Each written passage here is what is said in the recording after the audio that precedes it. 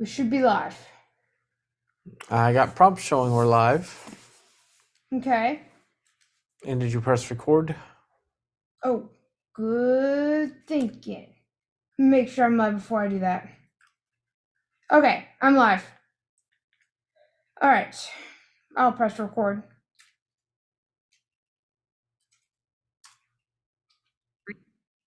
All right.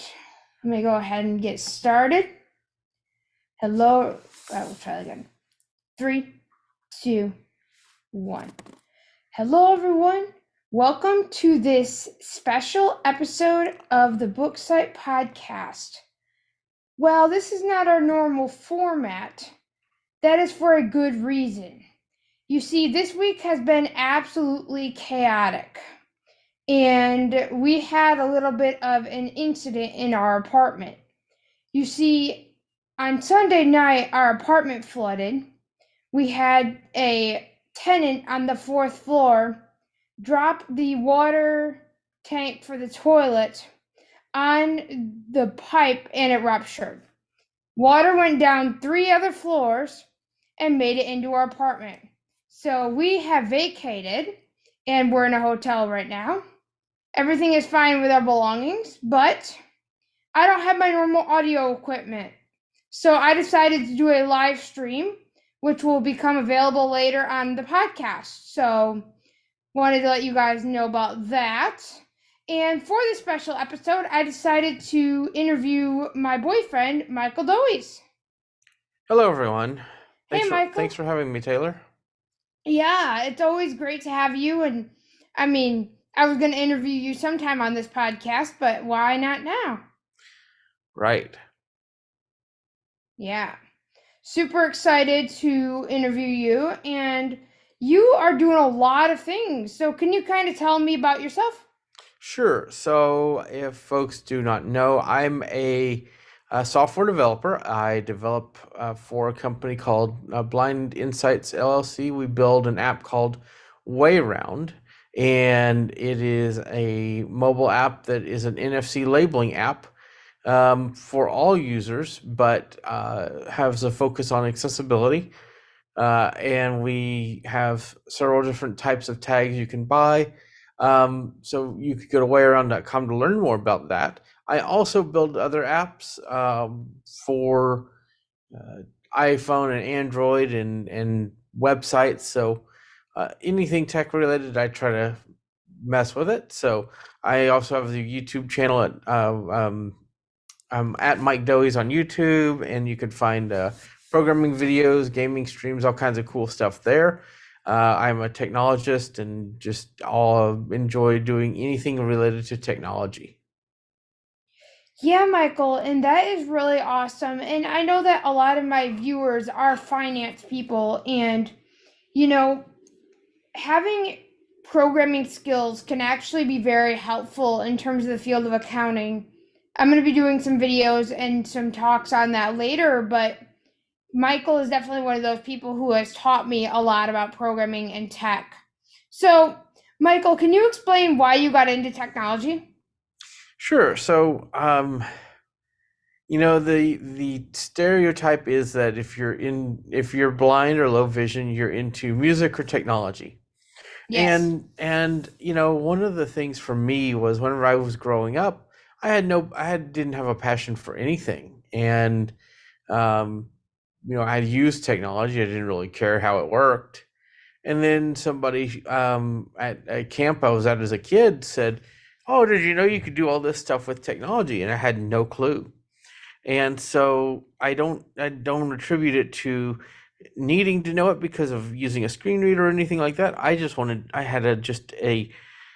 to learn more. I always want to learn more. And so when he showed me what was possible, I had never stopped. And that was about 30 years ago. I'm 39 now. And so it's an ever changing landscape. And so it's just um, a passion of mine to keep learning. And so technology is just that thing that drives me to keep learning and to keep sharing that passion and to build applications and one day I have a software company that's my own to really promote um, what's possible with technology, and that's kind of my goal.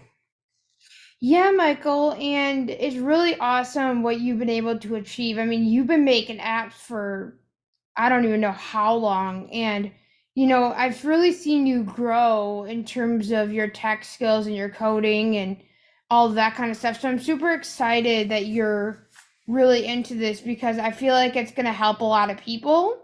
And I feel like that you are teaching people how to program, which will then open up other opportunities. So I want to talk about something that often comes up, and that is what kind of resources did you use to code? Because we all know, or some of us may know, that learning to code can be very difficult. And especially if you are blind, learning to code can be a little bit more strenuous because a lot of the resources are not accessible. I understand that you have low vision, so the resources that you may use may be more visual in nature. But can you just talk about how you learned how to code? Sure. So way back whenever I started learning to code, Windows 3.1 was the thing. And so most of the things that you did on a computer were actually done in MS-DOS. And so I used a programming language called BASIC or QBasic. And QBasic became QuickBasic 4.5 and then Visual Basic. So that was my first language. And when I learned it, I found little programs. I ran one of the biggest basic websites on the web. Was part of those communities and learned a whole lot about code. And so I took what I learned back then and applied it to new languages. Um, I wrote my own XML HTTP request function, or not function, but use of that function, which is basically how most of Web 2.0 works with JavaScript.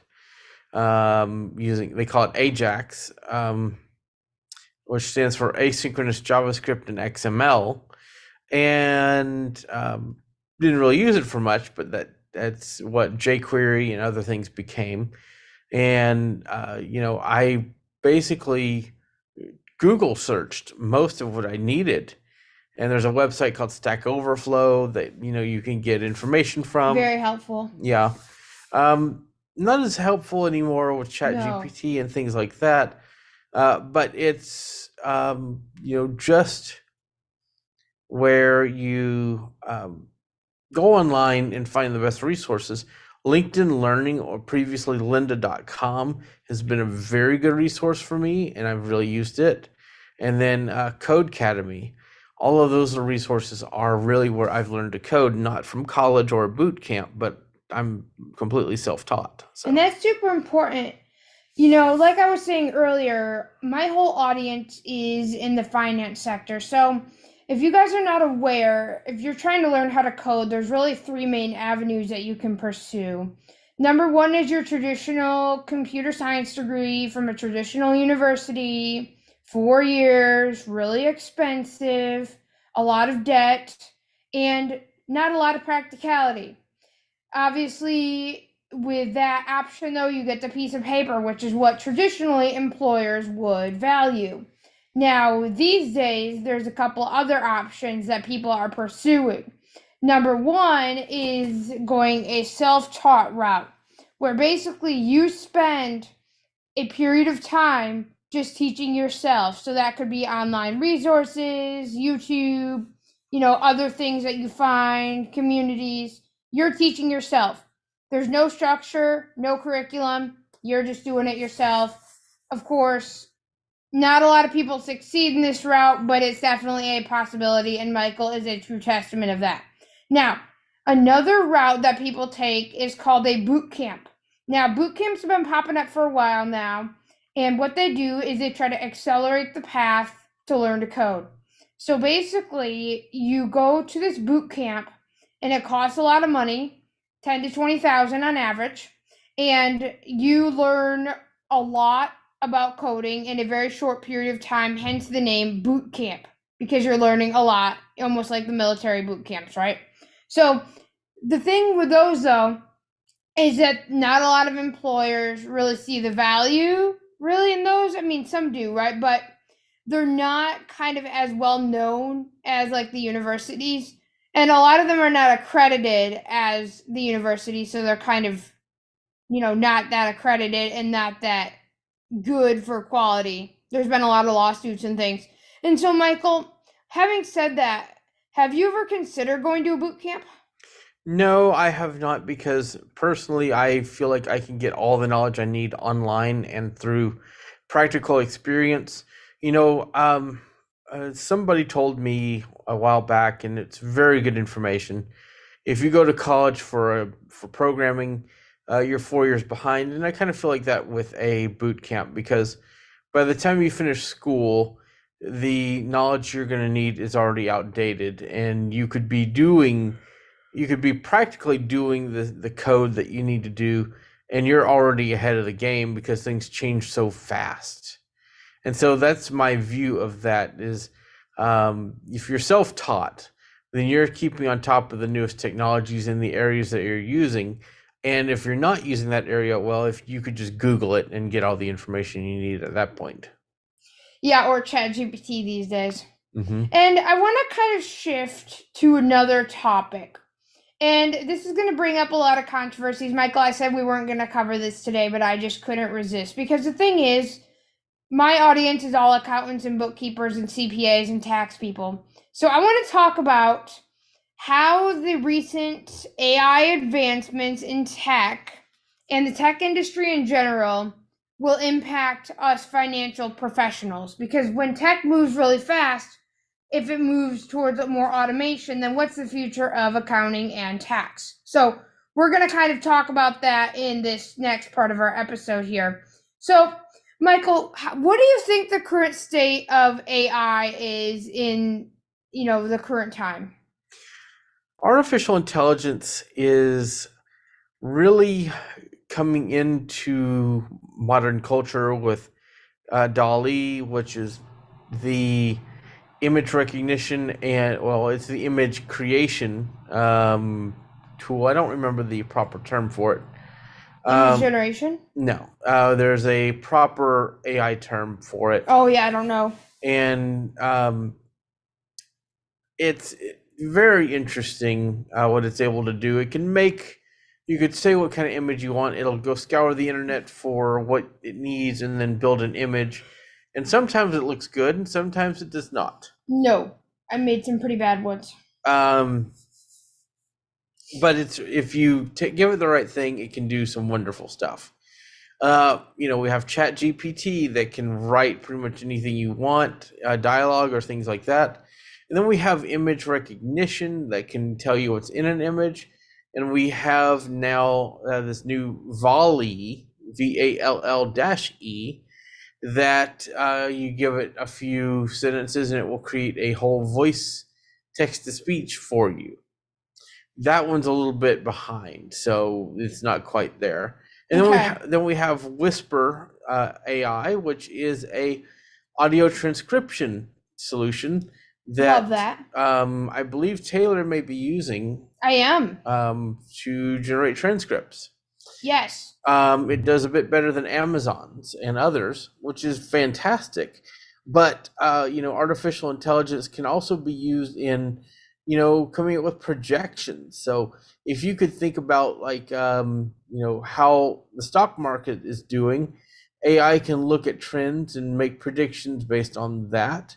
It can learn, what companies are doing, even look at probably in the future products and say, based on what other companies have done, this product will do well or not.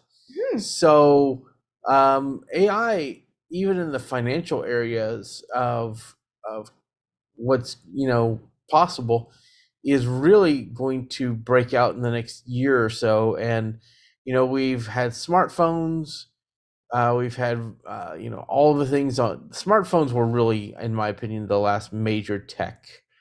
We have wearables; those have been kind of hit and miss. We've had AR, VR. That's been hit and miss. Smartphones have really been the last big thing, and I think the next big thing is going to be artificial intelligence. And we're at the next space race, you could say, where AI is that next target to reach. And Microsoft is rumored to be putting in a lot of money into OpenAI, who OpenAI is just really blowing everybody out of the water right now. So, there's rumors that Bing may get Chat GPT like support. And so Google, I think, is shaking in their boots trying to figure out their own solution. So, yeah. That's crazy. And that's just a lot of news. The tech industry has been really blowing up. I know, Michael, you've been telling me a whole bunch of things today, even you found out. But it's just been a great time, but it also been a little bit crazy. And I think for us financial people, I think that Chat GPT will probably get smart enough eventually to help us analyze the new IRS tax laws. Wouldn't that be nice? And it might also help us to write content for our businesses, super important.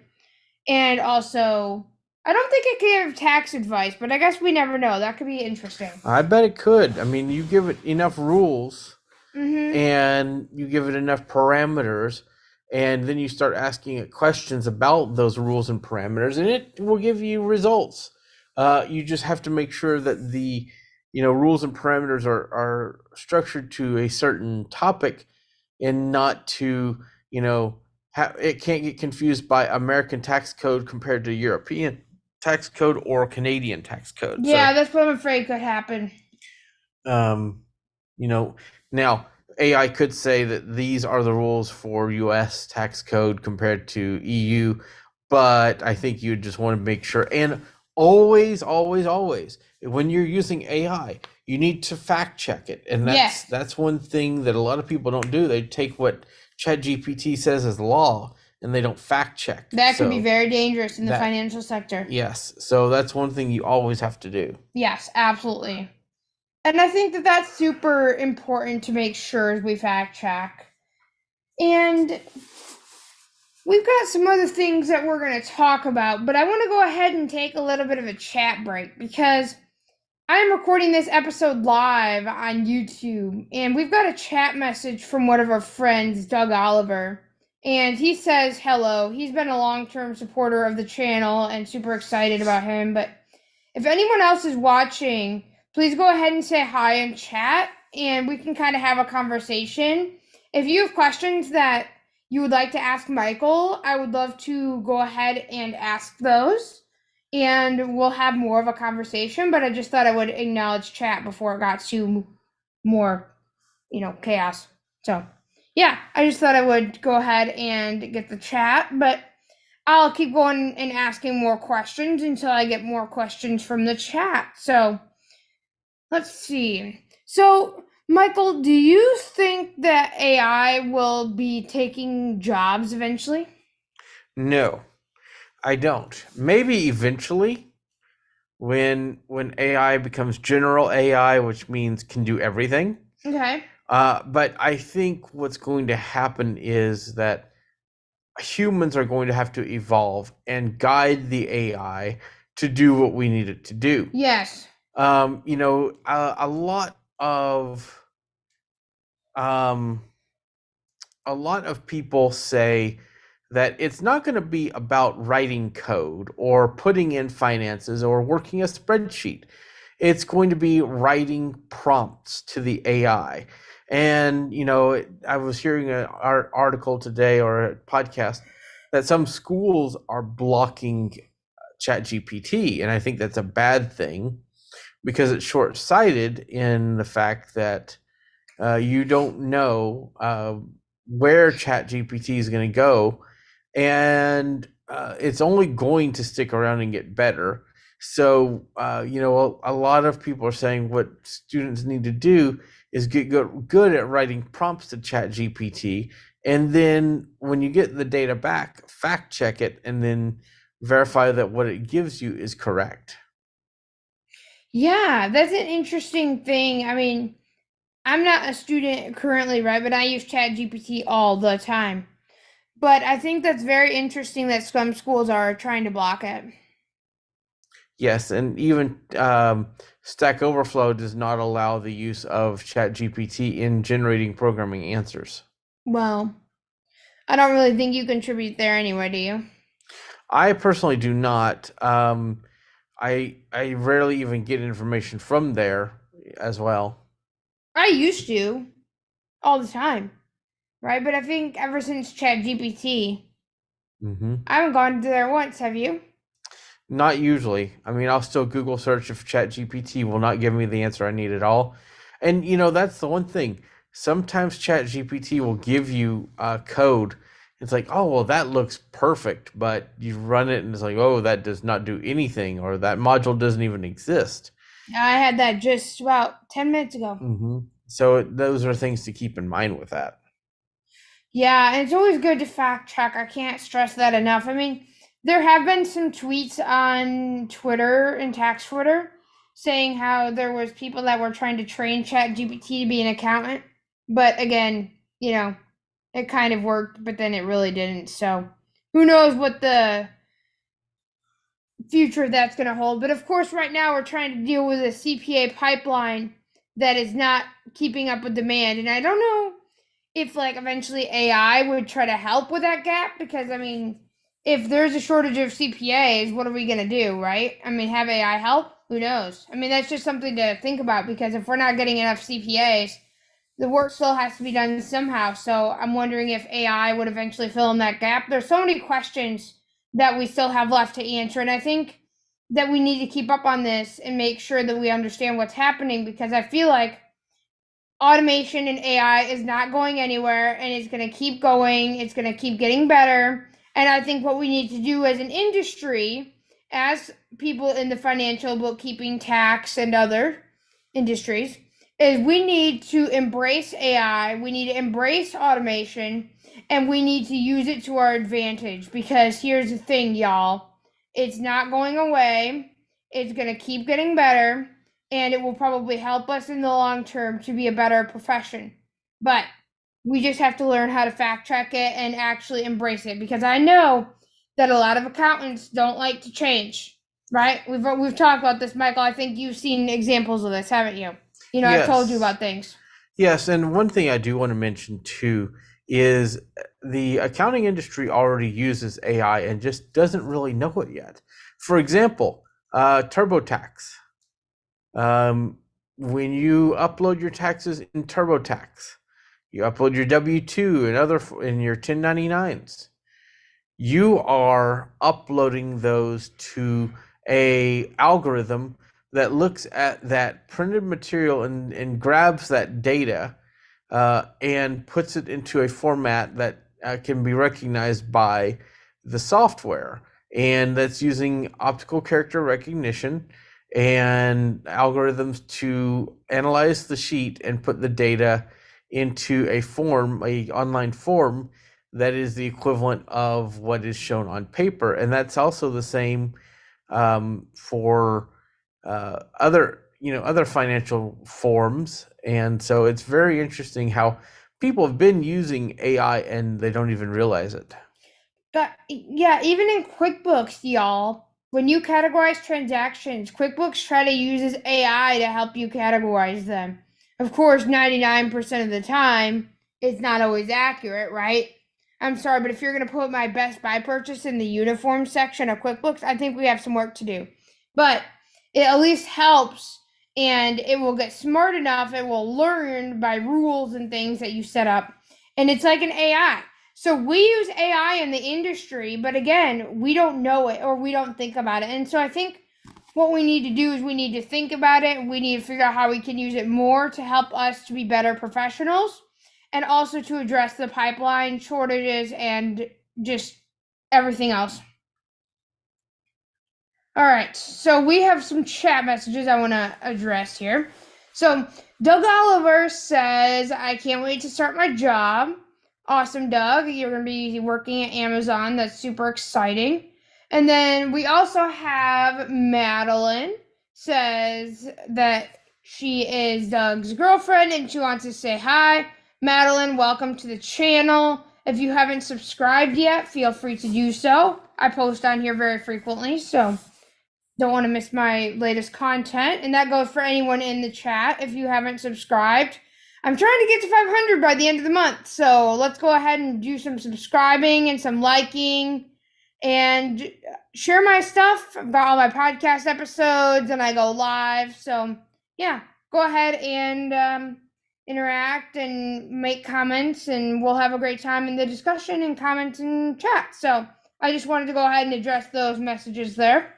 Michael, do you think that we're going to come to a time where humans are basically going to be doing, like, in a sense, QA for the AI, meaning that the AI is going to be doing a lot of the work, but the humans are kind of going to be like doing fact checking and quality assurance? I do, and I think that that's not going to be very far off in the very near future. And we're already seeing where search engines are starting to employ AI, and they're trying to verify their content. And I think that we're going to start seeing less search online be done as far as rankings of pages through ads, and more on relevant information based on what's important. And so I think that that's going to be, I think in the next year or so, search engines are going to move to that. Yeah, and that's really awesome because I know a lot of accounting firms use Google Ads to promote themselves, which Google Ads can get really pricey. And I think that way AI can help in that way as well because it will be a different kind of search engine. Right, and I think one thing that's going to happen too is you're going to see a shift to what becomes more prominent in the data models. Mhm. So you can pay to have your company be taught to the AI more than another company. That could be interesting. Michael, a couple more questions for you. What do you think that accountants and financial professionals can do today to help them get in front of this AI automation age and to make them stand out and not be left behind? Well, my recommendation is first, use technology. Just get out there and use it. Make yourself use the modern tools that are there. Don't, in my opinion, as somebody that is not not an accounting professional, don't just put all your data in a spreadsheet. Please don't. Use some of the bigger tools out there. Please don't. Use use QuickBooks. Use what's available. Use what's best for you. But anything is better than a piece of paper and a checkbook. Oh yeah. Any technology is better than that. Of course. But be available. I think one of the coolest things is Microsoft added Microsoft Money to Excel for personal budgeting. Yes. That's neat. And I think it could even do some more professional things too. So use the tools that are available, and don't be afraid to try new things. Vet them, of course. Make sure that they are decent. Of course. But if you read online that something's being used, don't be afraid to try it. Yes, and that means that if you find something that you like, post it and tag Twitter, right? Because we're all talking about different things, and everyone's trying to find new tools. And speaking of things about that nature, if you are still using those ledger books, I would advise you to not use them anymore. Because here's the thing, a lot of people are still using old-fashioned ledgers, and we need to move on from that.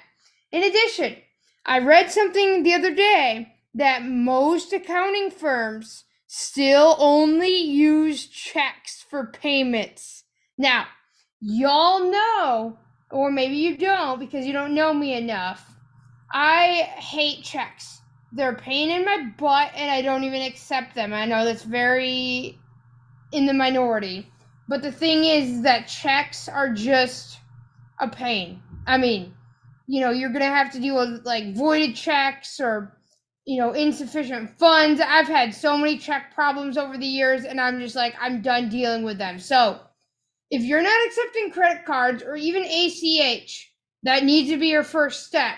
Also, if you are still using QuickBooks Desktop for any reason and you are not happy with it, which I'm sure a lot of y'all aren't, I know we have a lot of QuickBooks Desktop fans in the industry, we need to get away from QuickBooks Desktop. And Michael, I'm going to have you talk about this because I know you're not an accountant, but I just kind of want you to talk about a couple misconceptions because you're the tech person around here.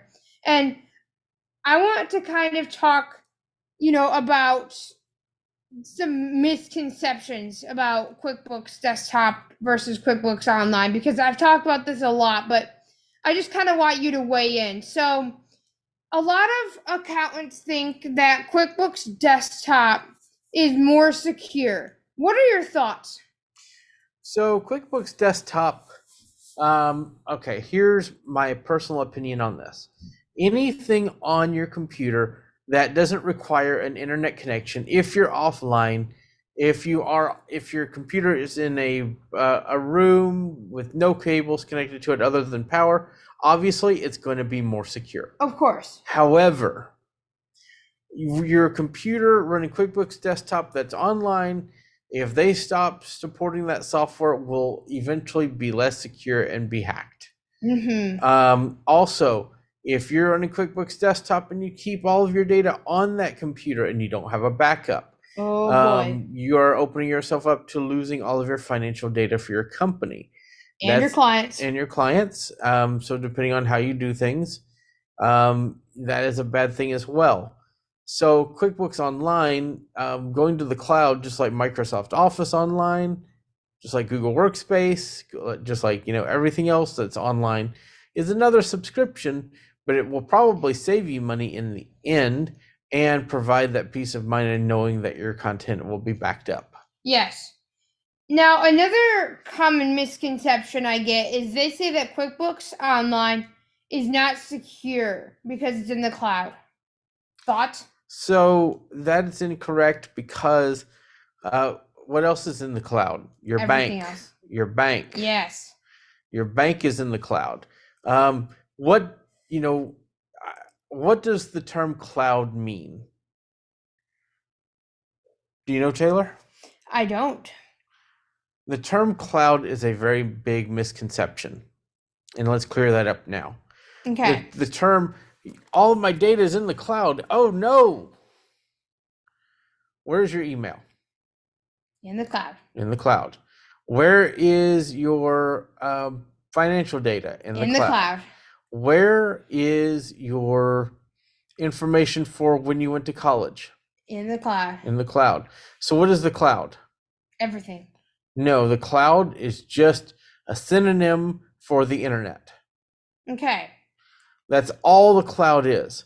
So if something's on the internet, it's not more or less secure than if it's in the cloud. Right. It's the same thing. Exactly. And so, we have to be able to justify and tell people that, look, QuickBooks Online is secure. And, just because this is in the cloud, everything else that you have, your bank is even in the cloud. So all of your stuff is already in the cloud. It's not going to make that much of a difference to put your QuickBooks in the cloud. Right. And one thing about that too is they are liable for data loss. Right. So if something happens, they've got the backups. Yes, and not you. You don't have to worry about it. Mm-hmm. We've got a whole ton of chat messages, so we're going to go ahead and wrap up. But before we wrap up, I want to address our chat. So I'm going to go ahead and go over to my chat window because we've got a lot of chatters. Thank everyone for going ahead and supporting me in the chat. And it's really awesome to see a whole bunch of people here. So let's go ahead and get some chats, shall we? All right. So we have Doug Oliver says, I know we're seeing a lot more AI in stores like Walmart in terms of self-checkout. That's absolutely very apparent. A lot of stores and restaurants even have AI. So if stores and restaurants have AI, how about we have AI in our accounting firms? Just saying.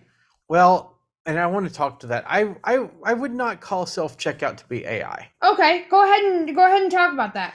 A self-checkout is basically just a procedural program. Okay. You go up to it, you swipe your items.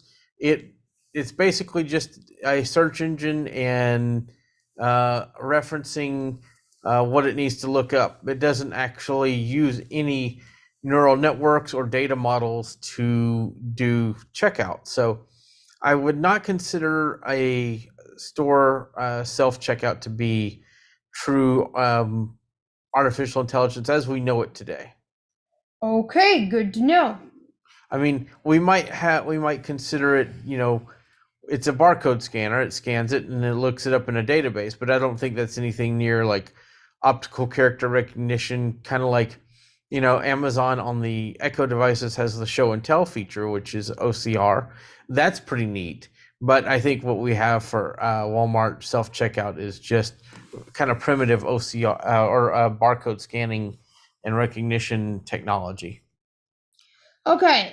Madeline says in my location there is AI in most of the stores as well. I think that's happening everywhere. And then Madeline also says, "Oh my goodness, I hate checks with a passion." Agreed. I think Michael agrees as well. Mhm. Michael absolutely hates checks. All right. Now, one area I do think there is AI is in warehousing. We're starting to see robotic forklifts that can go to a location and get an item based on patterns and things that it sees in its camera view. And of course, we're seeing self-driving cars to some extent. So those are some examples of it as well. But stores, not so much.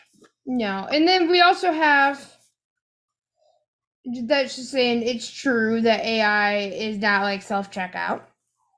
We have AI on our phones, Madeline says. That is very true. Believe it or not, your iPhone has AI, and your Android phone does to an extent. But your iPhone, when you plug it in at night and you've taken pictures and you've, put sound files and other things on your phone, it goes through and analyzes those. And so pictures, it can tell who's in the picture and can figure out a lot of different object recognition things and things like that through looking at the image. Yes, so definitely true there. So those are all the chat messages that I have now. And I want to go ahead and open it up for our sponsor today. So our sponsor today is Michael. So do you want to talk about your company, Michael? Sure. So I actually run a company called Techopolis Online Solutions. And what we do is app development, but mainly to educate those out there that anything is possible through the use of technology. And so we build apps and products through educational purposes so that people can learn to code and get into computers. So we have several apps on the iOS App Store, and we are going to be doing a lot of different programming things throughout the year. And if you would like to learn more, you can email me at mikedoise@icloud.com. We can get you set up with, doing some training. And we have several initiatives like Programming for Everyone and a lot of other things to get people engaged and motivated to get better with technology. And all of these links are going to be in the description. So go ahead and follow Michael as well, because we're trying to get his YouTube channel built up. We want 50 subscribers by the end of the week. So go ahead and support Michael. He has great content. I'm usually on the stream. So if you like hearing me, I'm usually very vocal on his streams. But it's a great time. And we've been streaming a heck of a lot this week, haven't we, Michael? Yep, 3 streams this week so far. Yep, we're going to have more. So go ahead and subscribe. That'd be awesome. But I think we're going to go ahead and wrap it up for today. And I will go ahead and see you guys next time, hopefully with a more traditional format. We're going to get back to our series of business topics with Michael Babcock. So I'll be looking forward to that. But this was a great little episode considering we're on the road. Wouldn't you say, Michael? Yes, thank you so much for having me on your podcast. Yeah, and we'll go ahead and have Michael as well. And of course, one more little chat message, Doug and I hope you have a great day from Madeline. So thank you, Madeline. Thank you, Doug. Thank you, everyone in chat. Have a great night, everyone, and we are going to talk soon. Bye, everyone. Bye-bye.